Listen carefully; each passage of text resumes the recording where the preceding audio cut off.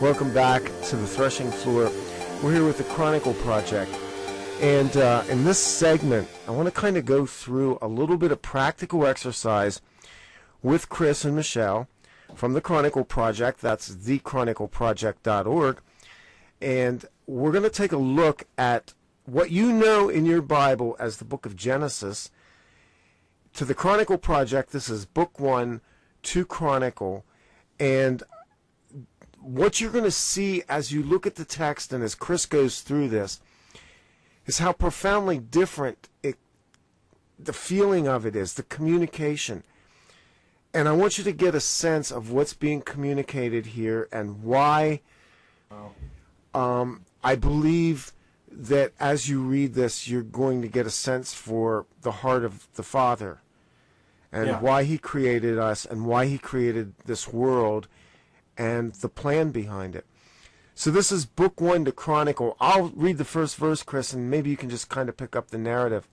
Sure. Verse 1 says, to chronicle, to begin, to produce, the supreme ones, with the celestials and with the planet Earth. Right. I'd like to point out the most important word in that one is the word with. It's the word ath. And the reason that's the most important word, that word appears about 12,000 times in the Old Testament. If you look it up in the Strongs, they'll tell you that the word is unexpressed in English. That's, of course, until they need it to be expressed, and then they'll translate it however they want it to be translated, including the word with, when it suits their translation. The word actually is with. The SDH proved it's the word with. Now, why is that so important? Because the original one says, first off, in the beginning, and that word is not in the beginning, the word is to chronicle. And I think to chronicle the beginning of the production with the celestials and with the earth. That's denoting not making them, but making with them. They already existed. And that's hyper important because suddenly we're dealing not with a 6,000-year-old creation, but we're dealing with a much older creation. Now science and Genesis match. That's important. Okay, move on to the next line there. So Unless you have a question. No, I don't. Verse 2 then goes on to say, basically a reiteration of what you just brought out. And the planet Earth had existed for a long time without attention and amid being to note. Now, the English here is a little difficult for us to bridge, so maybe you can inform that. And that's why we put the paraphrased version at the end of this. You have trouble with it.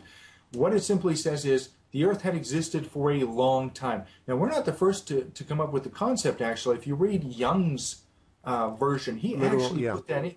That blows me away because that guy knew something back then, and he was able to get that into his version. You have to understand, this is not our interpretation. This is what is there, okay? So it literally says, had existed for a long time. Again, that matches up with science. And you'll note it says it was of note, okay? The fact that it was of note is important because that means that it was on a list where somebody had noted it, but they hadn't done anything with it. That's important to note, okay? So we're looking at a creation here that's actually, what, desolate at this point? Yes. And is it desolate because it hasn't been developed, or is it desolate because something has occurred? Well, it's of note because it's a water planet. Okay. Okay, and that's hyper important. If you read, as you get further down in the verses, you're going to see that point. I believe it was of note because their lands had not been raised up at that point. And so what you're dealing with is, if you were approaching the Earth and you were seeing it from space, you would see a blue planet. Absolute no landmass is showing, a complete blue planet. That's why the Earth was of note. Can you imagine that? A planet covered in water? And so it appears that that's why Earth was of note, simply because of that one distinct thing that most planets don't have. Reading on in verse 2, it says, "And darkness upon to face the saltwater ocean and to draw in, parenthetically from an outside source, the supreme ones, air upon the face of that water. Now that again, here we're kind of faltering with the English on that. Try to think of the way Yoda speaks, and that's Eastern speak. That's the way the sentences are constructed. So if anyone has trouble with it, you have to think like Yoda is talking, and I think everyone's immersed enough in Star Wars for that. That line that you're looking at right there in Standard Bible is, "And the Spirit of the Lord fluttered upon the waters." Fluttered upon the waters. Okay, that's a little abstract. What it actually says is that the earth didn't have an atmosphere. And so these supreme ones, which I should tell you who the supreme ones are. The supreme ones are, it's the heavenly council, it's the angels, it's the ones who have been directed by God to do all of this. And at chapter 2, you realize it's God who put all of this in progress. The angels are carrying out the work. And it's interesting because this isn't a snap your fingers and it occurs. This is literally manual labor that they're putting into this, obviously using some kind of technology along with it. But they somehow draw an atmosphere over the whole planet Earth.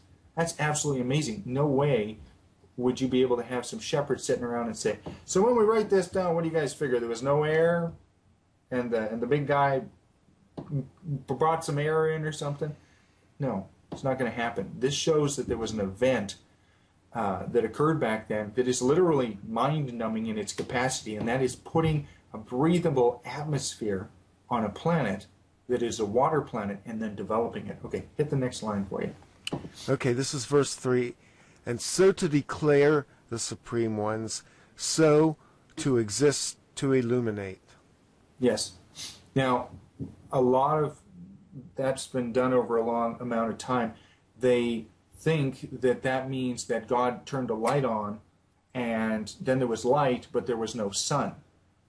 If you check further on, it states that the sun already existed. So what is happening right now at this moment is that they're reigniting the sun. They're actually turning it back on, or they're replacing it. One of those two items is happening because that's where the illumination is coming from. And it's very simple to know illumination is coming because you'll notice when we get to it at the end of the day, it says there was sunset. Okay. You can't have sunset if there wasn't a sun. Right. Okay, so at this point, the sun gets reignited. It gets turned back on. Something had happened. Now, whether they replaced a dead star or a dying star with a new star, I don't know. But that's what it says happened. Okay, next line. "And so to perceive the supreme ones with the, to illuminate, as so to satisfy." Right. Now, notice it says to perceive the, to illuminate. The what? The sun. The thing which is illuminating. Okay? The sun is there. So this corrects one of the notions that people have that the sun was made on like the third day or something. I forget what it is. The sun was made or turned on, bang, right there at the start. This is one of the corrections that shows up so that there's no longer conflicts. Okay, we continue here. "And so to separate the supreme ones between the, to illuminate, and between the darkness." Yes. By turning the sun on, a separation between the time of illumination and the time. So that's all it says. It's very simple. It's not like anything special. "And so to call by name the supreme ones, to illuminate, to arise," and you have in parenthesis day, "and to darkness calls by name, to carry away. And so to exist sunset, and so to exist sunrise, day to unite." Right. Now, it's interesting, the word is achad, which means to unite. And so what they're telling you there, you'll see as you go, if you're a person reading it, you can hear our clock chiming in the background, I'm assuming. I'll wait till it's done. There we go. A very interesting notation is every single day that will be named day 1, day 2, day 3. If you're in your Bible, it'll simply say day 1, day 2, day 3, day 4. In the Hebrew, it's completely different. Absolutely fascinating. So the first day is called the day Achad, and it means to unite. To unite what? To unite the day and the time of night into one unit. That's why it's called the day of Echad. It's the day of unity. It's also the day when the Supreme Ones came to the earth, and again starting a relationship of unity there. This is why this day is called the Day of Unity. It's a play on words. It's also one. We got a break coming up, so I think what we'll do is take it now, and we'll come back, and maybe we'll go through a few more verses of this just to give you a flavor of it. We'll return in a few minutes after this message. I'm Randy Maugans. This is The Threshing Floor with my guests, Chris and Michelle from the Chronicle Project. We'll be right back.